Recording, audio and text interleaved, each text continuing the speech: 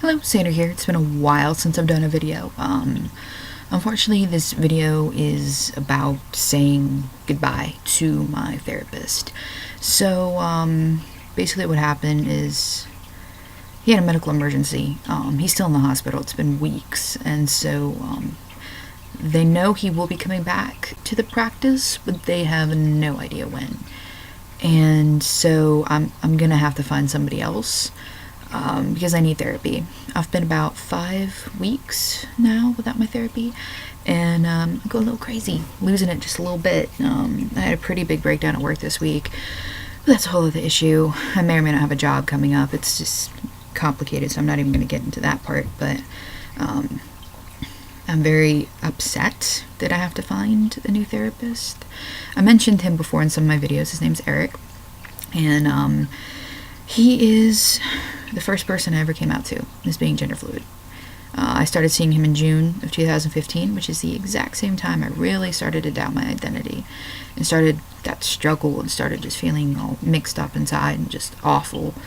And in August, I admitted it to him, what I was going through. And when so many people could have freaked out or not understood, he listened to me. In fact, he had a friend that was transgender, and he talked to her for me and actually set us up to where I could actually talk to her more about, how she knew who she was and what it was like coming out and all this stuff, which really, really helped.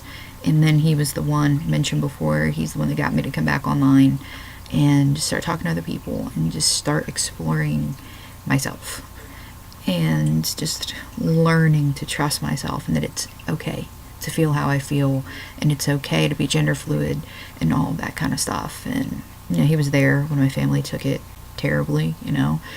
He was there for so many things. The last 2 years have been, almost 2 years have been really rough in a lot of ways, and seeing him kept my sanity. And so now that he's ill and I have no idea when he'll be back, I basically have no choice but to find another therapist.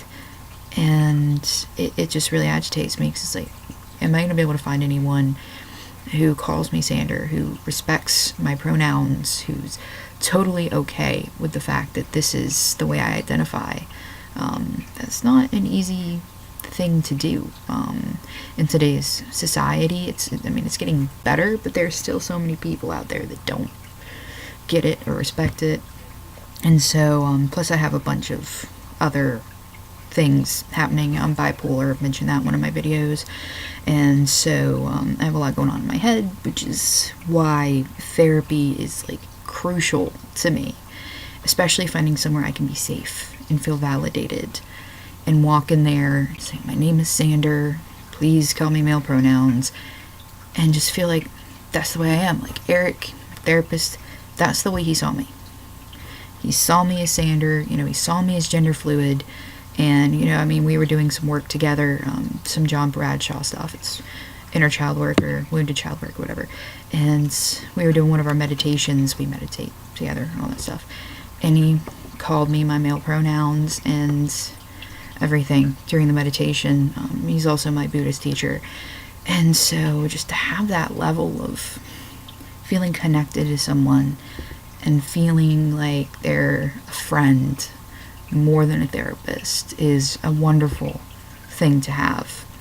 And I'm kind of one of those advocates for therapy a little bit, because once upon a time I thought it was bullshit, put it frankly. I was in therapy a lot when I was a kid. I started at 7 years old being in therapy, and it never worked for me because I wouldn't let it. And then when I turned 18, I almost killed myself, and I did a lot of other stuff, and it became a fact of do or die, quite literally. It was either get better or, write myself off, basically. So I chose therapy, and I chose to give it a chance. And that's when it started working for me. When I started trusting my first therapist, took a while. It did take a while. But got to the point where we were together 3 years, and I cried when I had to say goodbye to her. We were really close, and I would not be here or where I am without her, and especially without Eric. in the last year, things have just been crazy, with work and all kinds of stuff, and so it's going to be very difficult for me to say goodbye, so to speak. I might try to hook back up with him if I find someone that's not working, but I need therapy now. I need it now. Just so stressed out right now, so I need to find someone else. But anyway, this video is for him, and thank you for everything that he did for me, which has been great. And again, advocate here for therapy. It's hard to describe what good therapy is like to some people, because when you find it, you just know it, and you just start to feel not just better, but like yourself.